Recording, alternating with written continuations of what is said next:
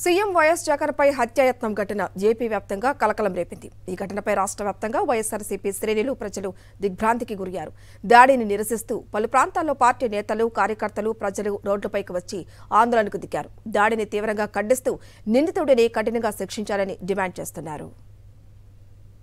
CM జగన్పై జరిగిన దాడి ఘటనపై ఏపీ వ్యాప్తంగా నిరసన జ్వాలలు పెల్లుబికాయి. పచ్చముక్కల దుశ్చర్యపై రాష్ట్ర వ్యాప్తంగా వైఎస్ఆర్సీపీ నేతలు, కార్యకర్తలు ఆందోళనలు చేశారు. వైఎస్ఆర్సీపీ శ్రేణులు ఎక్కడికక్కడ రోడ్డెక్కి ధర్నాకు దిగారు. సీఎం జగన్పై దాడిని ఖండించారు. చంద్రబాబు కుట్రలో భాగంగానే సీఎంపై రాయితో దాడి చేశారని ఆరోపించారు. ఎక్కడికక్కడ టీడీపీ పోస్టర్లు తగలబెట్టారు. సీఎం జగన్ను ఎదుర్కోలేక ఇటువంటి నీచ రాజకీయాలకు పాల్పడ్డారంటూ ఆగ్రహం వ్యక్తం చేశారు. సీఎం జగన్కు ప్రజల నుంచి వస్తున్న ఆదరణ చూసి ఓర్వలేకే దౌర్జన్యానికి పాల్పడ్డారని స్పీకర్ తమ్మినేని అన్నారు.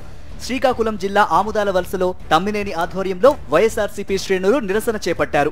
సీఎం జగన్పై దాడిని ఎన్నికల కమిషన్ సీరియస్ గా తీసుకుని విచారణ చేయాలని కడపలో నల్ల బ్యాడ్జీలతో నిరసన తెలిపారు డిప్యూటీ సీఎం అంజద్ బాషా. ఇక విజయవాడలోనూ సీఎం జగన్పై జరిగిన దాడిపై నిరసనలు హోరెత్తాయి. దాడి ఘటనకు వ్యతిరేకంగా వైఎస్ఆర్సీపీ శ్రేణులు భారీ నిరసనలు చేపట్టారు.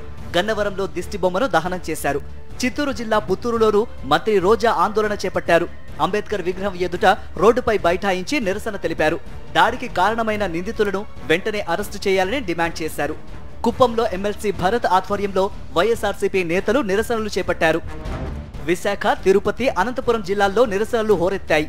సీఎం జగన్పై దాడి ముమ్మాటికి చంద్రబాబు, ఆయన మిత్రపక్షాల కుట్రేనని వైఎస్ఆర్సీపీ నేతలు ఆరోపించారు.